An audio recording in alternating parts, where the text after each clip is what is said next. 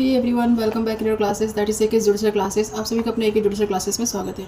So guys, today we are going to do specific relief act section 26। Without wasting time, start reading the bare act and let's read and understand what this provision section 26 onward some provision I am going to cover, but basically in this video I am only covering section 26। इस video में मैं सिर्फ section 26 को cover करने जा रही हूँ। Without wasting time हम बेरट को रीडिंग करेंगे और उसको अंडरस्टैंड करेंगे, ठीक है। कोई एक्स्ट्रा बातें नहीं होगी।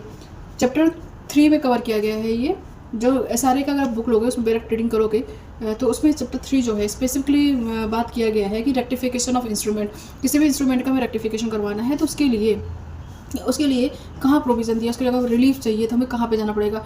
उसके लिए रिलीफ हम स्पेसिफिक रिलीफ एक्ट में हम मांग सकते हैं। इस वाले SRA की बुक में हम इस वाले एक्ट के दौरान, इस एक्ट के थ्रू हम वी कैन बी क्लेम, ठीक है। तो यहाँ पे सेक्शन 26 जो है क्या बोलता है वो हम रीड कर लेते हैं। जब कोई इंस्ट्रूमेंट, कब हम किसी भी इंस्ट्रूमेंट को हम रेक्टिफाई कर सकते हैं, अगर हमें सिचुएशन ऐसी आ गई है हमें इंस्ट्रूमेंट को अपने किसी भी इंस्ट्रूमेंट को रेक्टिफाई करना है तो हम कहाँ जाएं और क्या करें, तो उस टाइम ये हमारा हेल्पफुल रहेगा ये प्रोविज़न।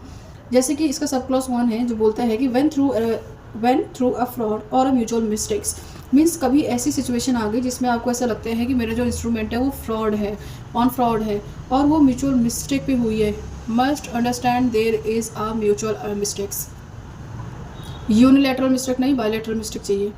ऑफ द पार्टीज़, दोनों पार्टीज़ को ऐसा लगता है कि हमने कुछ मिस्टेक्स कर दी हैं, हमें इसको रेक्टिफाई करना पड़ेगा, कुछ चेंजेस करना पड़ेगा, अमेंड करना है इसको, या फिर ऐसा कुछ सिचुएशन आई जिसमें फ्रॉड हुआ है ऐसा आपको लगता है तो कॉन्ट्रैक्ट कोई कॉन्ट्रैक्ट है या फिर कोई इंस्ट्रूमेंट है, अदर इंस्ट्रूमेंट, सिर्फ कॉन्ट्रैक्ट के अदर देन कॉन्ट्रैक्ट कोई ऐसा इंस्ट्रूमेंट है जो राइटिंग में है।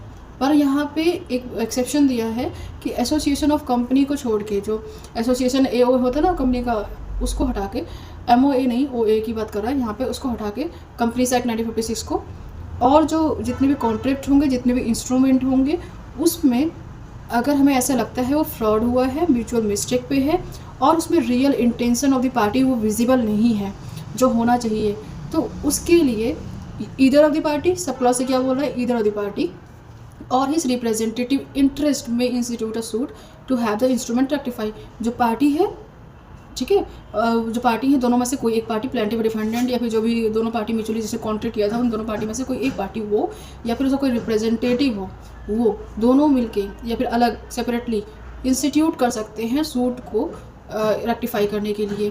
तो नॉर्मल सी क्वेश्चंस है, नॉर्मल सेंस वाली चीज़ें हैं ये, जो अगर आप कॉमनली किसी पर्सन से पूछोगे तो बता देगा कि हाँ अगर दोनों में पार्टी में से कोई भी है वो जा सकता है। बी क्लॉज बोलता है कि प्लेंटिफ जो है, अगर सिर्फ प्लेंटिफ की बात की गई, B clause is talking about the plaintiff. We are now doing section 26 sub clause 1 का बी क्लॉज, ओके।